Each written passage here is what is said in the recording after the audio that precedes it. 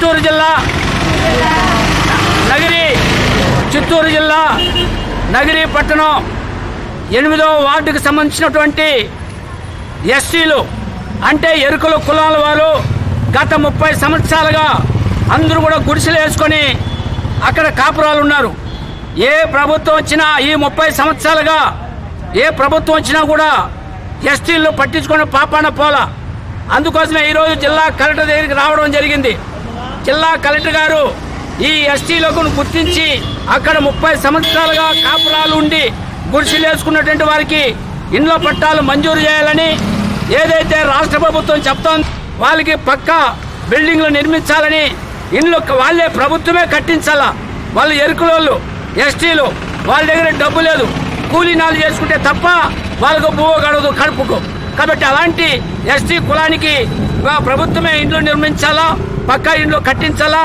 ఏదైతే కాలనీలో ఉందో ఆ 8వ వార్డులో వాళ్ళకి మురికి కాలువలు, నీళ్లు, అదేవిధంగా సిమెంట్ రోడ్లు మొత్తం కూడా అక్కడ ఏర్పాటు చేయాలని కూడా జిల్లా కలెక్టర్ గారిని మేము విజ్ఞప్తి చేస్తున్నాం. ఎరుకుల కులాల వాళ్ళపై దయబెట్టి వాళ్ళకి న్యాయం చేయాలా. లేని పక్షంలో మేము తప్పనిసరిగా ఉద్యమాన్ని ఉధృతం చేస్తామని కూడా జిల్లా కలెక్టర్ సంబంధిత అధికారులు కూడా మేము తెలియజేస్తున్నాం.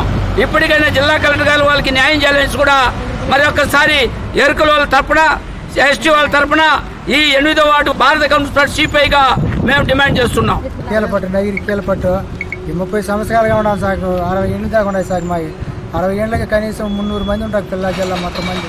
300 మంది ఉన్నాయి సార్. మాకు నీళ్లు వచ్చిందిరా, రోడ్డు వచ్చిందిరా, ఒక్కరైనా పట్టించుకోలేదు సార్. మాకు ఆ ఏట్లో నీళ్లు పోసుకొని దద్దులు జ్వరాలు వచ్చేస్తా ఉన్నాయి సార్ మొత్తం మంది. దయచేసి మమ్మల్ని గుర్తించి మాకు రోడ్డు సైకిలం, నీళ్లు సైకిలం, ఇల్లు పట్టాలు ఆ 3 సార్ మాకు బాధ్యత. అదే సార్ ఆ సాయి నీళ్ళు పోసుకొని, వంకలో నీళ్ళు పోసుకొని దద్దులు గులలో వచ్చేస్తున్నాయి, జ్వరాలు వచ్చేస్తున్నాయి సార్. పెట్టి 3 రోజులకు ఒక ట్యాంకీ వస్తుంది సార్. ఆ నీళ్ళు కూడా సరిపోయేది సార్. మాకు 5 రోజులకు ఒక ట్యాంకీ వస్తుంది. ఆ నీళ్ళు సరిపోయేది. ఆ ఏట్లో నీళ్ళు తాగేస్తారు, ఆ ఏట్లో నీళ్ళు పోసుకుంటారు, జ్వరాలు వచ్చేస్తా ఉన్నాయి సార్. మాకు దయచేసి మమ్మల్ని గుర్తించారు సార్. కీలపట్టి సార్ మాది గుట్ట మీద ఆంజనేయుల గుడి. ఆ గుట్ట కింద ఆంజనేయుల గుడి కానీ మా ఇంట్లో 60 ఇండ్లు ఉన్నారు. 200 మంది 300 మంది జనం ఉండాలి సార్ పిల్ల జిల్లా. మమ్మల్ని దయచేసి చూడండి సార్. మమ్మల్ని ఏ పార్టీ పట్టించుకోలేదు సార్ మమ్మల్ని.